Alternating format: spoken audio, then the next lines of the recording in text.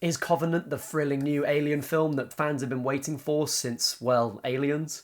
Let's find out.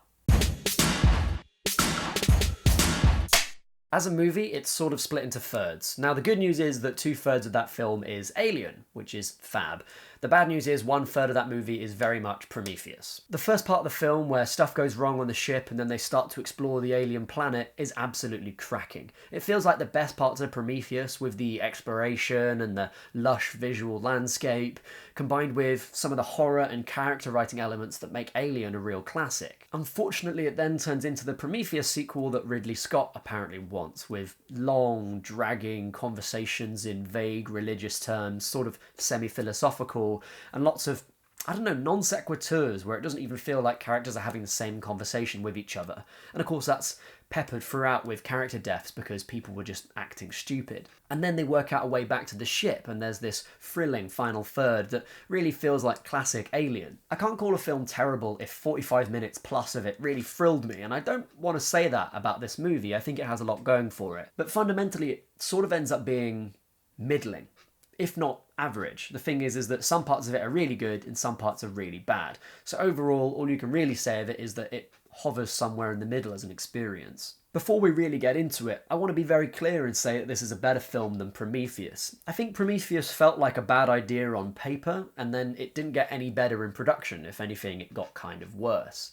Prometheus, to me, felt like a film sort of searching for something that it was about, and never quite succeeding in doing it. Covenant, by contrast, has some very strong sections indeed, and it makes an admirable attempt to tie up a lot of the loose ends that Prometheus left. Conveniently, the best way to mark out where Covenant goes wrong is by the presence of Michael Fassbender's second character in the film, which is David, the synthetic from Prometheus. Clear spoilers from here on out, by the way.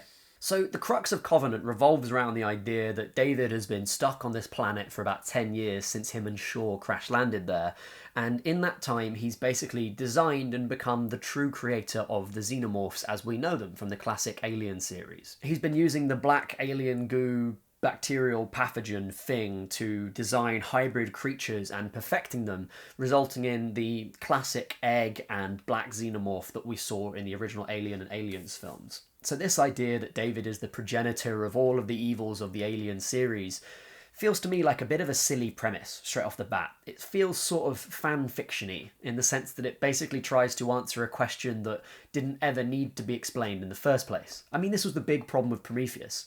It was like, finally you'll find out the secret of how the aliens came to be, when I don't think anyone really ever gave a damn about it. The screenplay for Alien was written by Dan O'Bannon, a great screenwriter who died recently, and easily his most famous screenplay, although he also made Return of the Living Dead, which is one of my favourite films. But the best thing about Alien is that it's very, very tight. It doesn't tell you anything more than what you need to know about the xenomorphs. You see the dead pilots and stuff like that. You get a little bit of a sense of where the alien might have come from, but at no point does it act like it's a big mystery that needs to be solved. The plot of Alien is just Jaws in space. There is a giant fucking deadly thing on the spaceship with you, and you cannot escape it. You've basically got to work out a way to kill it, get off the ship. So what we're really getting here feels like fan fiction, only it was written by the creator of the series. If that sounds kind of familiar to you, that's basically what the Star Wars prequels are. Where did C-3PO come from? Not that anyone cares. How does the Force work exactly? Not that it needs to be explained. How did the Empire come to be, and how do trade sanctions work within the Star Wars universe? They are questions you could have about the original films,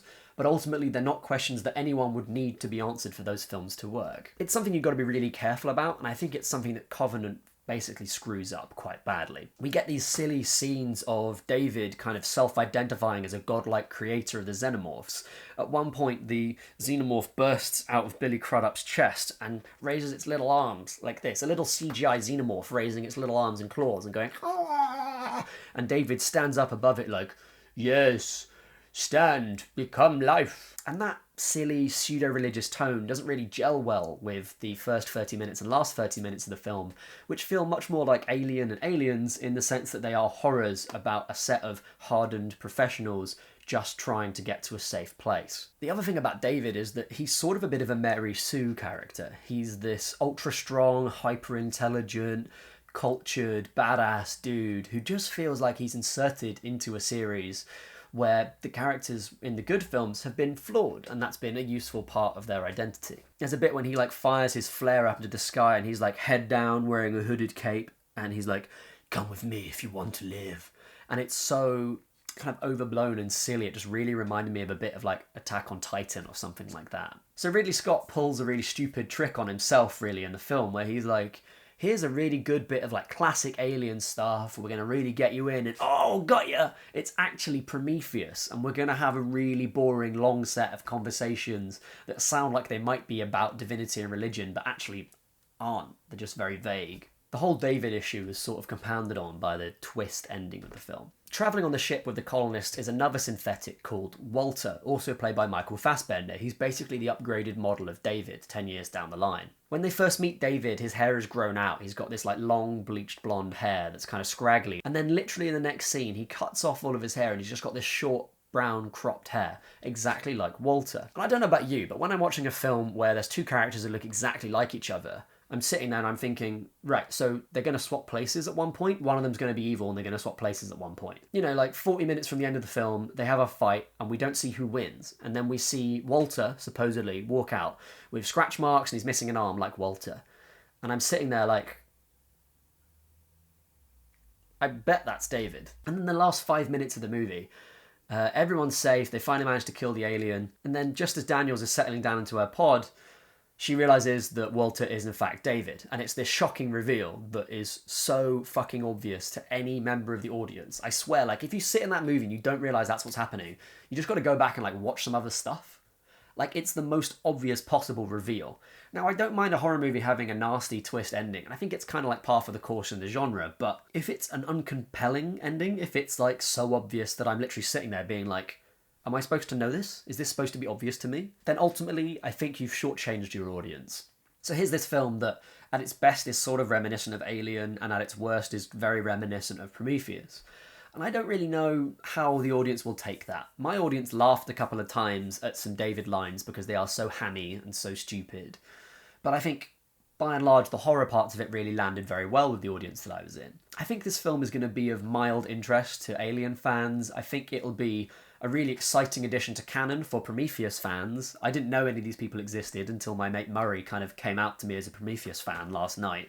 He walked out that movie thinking it was the best thing he'd seen in ages, so, you know, fair play if you exist out there. If you are a Prometheus fan, then I don't know how we can help you, but I hope you enjoyed this movie. I think for the average audience member, someone who's maybe familiar with those films but wouldn't necessarily identify as a fan of them, this movie will be of average interest. I don't think it's going to be anything more than a mildly diverting, somewhat entertaining, quite thrilling movie. So in watching this, I'm going to give it a pretty middling score. And I don't know who to dedicate those good parts to. I don't know who I would say is most responsible for those. I think Ridley Scott does a really good job of directing the horror sequences of the film, but I don't really rate him much as a director. I think his judgment is often seriously off. I mean, if you think about it, yes, this is the guy who made Blade Runner, but this is also the guy who made Legend. Yes, this is the guy who made Gladiator, but he's also the guy who made Robin Hood. I think sometimes Ridley Scott is good and sometimes he's not, and that tends to be more luck or coincidence more than anything else.